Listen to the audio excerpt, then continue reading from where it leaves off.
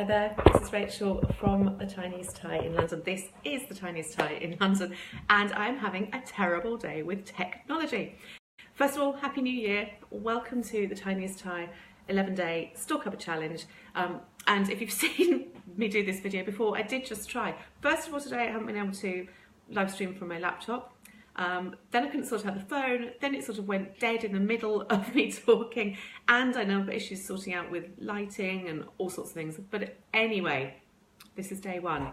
The sort of challenge, I suppose, is, do you have these ingredients? I think a lot of them you're going to have already.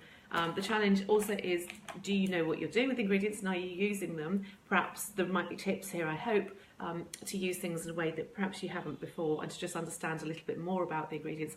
And my challenge is really convincing people, or letting people know perhaps, that out of these really readily available store cupboard ingredients, you can make some absolutely delicious, easy, quick usually, and totally usually authentic tasting, sometimes there is a substitute, Thai food. So we'll just get straight on with it. So day one of 11, and today's ingredient is, you will have this one already. Today's ingredient, we've got to kick off with this one though, because it is the staple of life, of diet, of food, is rice. And one of the things I really love about this as well is you can tell by language a lot of the time how important things are, and the place of food and the context and the sort of social history of things. And one of the things I really love is that the Thai word for eating in general, or if someone says I want to eat, or you say would you like something to eat, the word for eating in general is gin cow, and cow is rice, and gin is sort of take in, imbibe. Gin lao is to drink alcohol. Gin cow is to eat. So I just think that's really lovely that the actual words and the language express the importance of rice in the diet. The rice itself, I usually use just a normal everyday basmati rice that's available everywhere, because it's good value and it's easy to cook, and it's sort of a rice that goes with everything. And I know a lot of people, this is the challenge for people who think they can't cook rice, and there are so many conflicting ways and people are giving you tips of how to cook rice. This is absolutely foolproof, not that I'm calling you a fool, of course. And I have tried, or I did try over the years, so many different methods for getting rice right, and this one does get the rice right every single time. And you don't have to do that incredibly boring thing of washing the rice or rinsing off starch or anything like that at all. You just need rice, you need a big pan, a nice saucepan full of water, with a pinch of salt, and just bring the pan of water to the boil. So it's really simple, you don't need to do anything, you don't need to be measuring out, is the water up to here, how long is it going to take to absorb? So that's it, you've got a big pan on the hob, you're bringing the water to the boil with a pinch of salt, and then the amount of rice, I use this, which is actually one of those coffee scoops, I think it's 7 grams. Anyway, I use 2 or 3 scoops of rice per person, and it never looks enough, and it always is enough. So give it a try and see what you think about that. And then just put the scoops straight into the boiling water, set a timer for 10 minutes, and let it boil on a medium boil for 10 minutes exactly.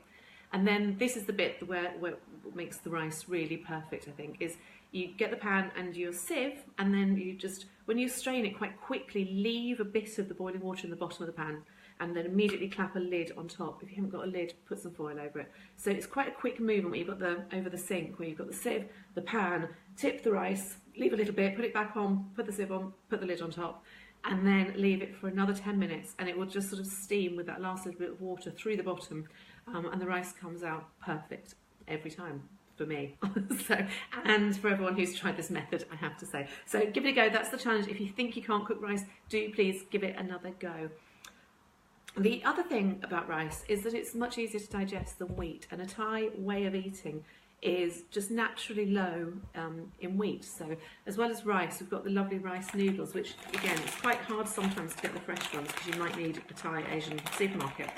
But these sort of ones, the dried ones that come in the packet in these sort of nests, I like these, so they're not the vermicelli, very thin ones. They're quite nice and thicker, so they're almost sort of well, they're just a really good size as a generic rice noodle. Anyway, so again, I just get a pan of water, but as soon as it comes to the boil, take it off the heat, pop the dried noodles in, and leave them for 5 minutes to soak in that hot water. And then this time though, when you come to drain them after the 5 minutes, you then immediately put that sieve under the cold tap and just rinse and rinse and rinse in the cold water until they're cold, so that they don't start they don't know, so they do stop cooking. So they're not a gluey mess when you then come to use them. And then they're just ready to use to add to your stir fries or whatever it is you're making with them. So they're my two favourite things. They are the staple ingredient. They are ingredient number 1 of the 11 days of the store cupboard ingredients. And my last tip is if you're making a fried rice, and I love fried rice, like a cow pad guy, which is the fried rice with chicken. I love fried rice. You do need to not use freshly cooked rice, otherwise it's just going to be really wet and steamy and it won't be able to stir fry because it's too hot and too wet. So you need to make it in advance, preferably it's sort of from the day before, so it's completely cold and dry. If you're desperate for fried rice and you can't wait a day, then do the rinsing trick, so at least the rice is completely cold before you come to use it, and preferably try and dry it out a little bit. The drier it is and the colder it is, well, not colder, as in that makes it sound like if you're going to put it in the freezer it's better. It needs to be cold and it needs to be dry, and that'll give you the best fried rice because you can actually stir fry with the rice as an ingredient. What else can I say about rice? Oh, the other lovely thing you can do with rice is toast it, obviously. For a toasted rice powder, for a really nice crunch, an authentic crunch in some spicy salads or something like a larb, which is a lovely salad. So then you just get a dry non-stick frying pan, a small frying pan, put in a handful of rice. I think it's traditionally made with sticky rice, so I use risotto rice because I think that's because it's a really starchy rice as well. So just a handful of risotto rice grains into a dry frying pan, a non-stick frying pan, and then just keep it over a low heat until all the grains are browned but not burning. So you need to keep moving it around and keeping an eye on it. It'll probably take, on a low heat, probably 5 to 10 minutes, but keep an eye on it because you don't want it to burn.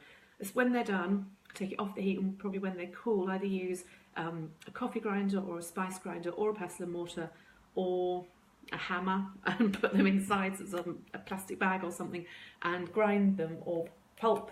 I don't know if you can pulp dried rice, until they're not powdered but sort of in little chunks, and they're really crunchy, and there's a really lovely authentic crunch to your Thai salads that you're going to make. So try cooking rice if you haven't cooked rice before. Try making a fried rice with the cold rice, and do try making some toasted rice powder to add to salads. All of the recipes, including how to cook the rice, in case you want a reminder and would prefer to read, are on my website, which is rachelredlaw.com. Go to the top navigation where it says recipes, and they'll be under rice for the fried rice and for the how to cook rice. But if you want to have a look at the toasted rice powder, it's actually in salads under larb. I think it's under larb moo, which is a pork version of the larb. So there's a few things about rice for today. I'm sure you've got this one in your store cupboard. Let me know what you think. Comment in, let me know if you've tried making it and you don't usually make rice. And I will see you tomorrow for day 2, ingredient 2. Have a lovely evening.